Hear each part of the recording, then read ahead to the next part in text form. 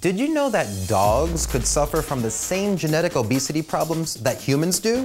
And since a dog can't go to the supermarket to buy a tub of ice cream, scientists are able to better study them. What did they find?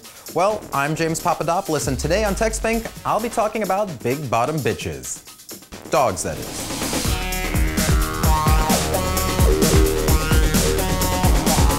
So when scientists talk about obesity genes, they're usually talking about genes that affect appetite. When you feel hungry, when you feel full, things like that. Think about potato chips, for instance. For some people, it's okay to stop after just one. For others, it's hard to stop no matter how fat they get. No matter how many times the doctor tells us, I'll die if I have one more potato chip. We just want more. Because they're delicious. Because our bodies don't tell us to stop.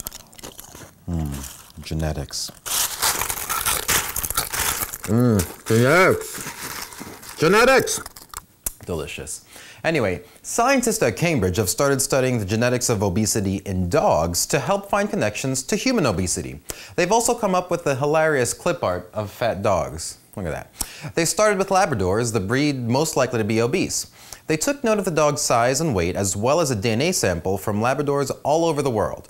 They found out that around 20% of the dogs had a mutation in a gene that altered how they feel full when eating and how far they'd be willing to go to get more food.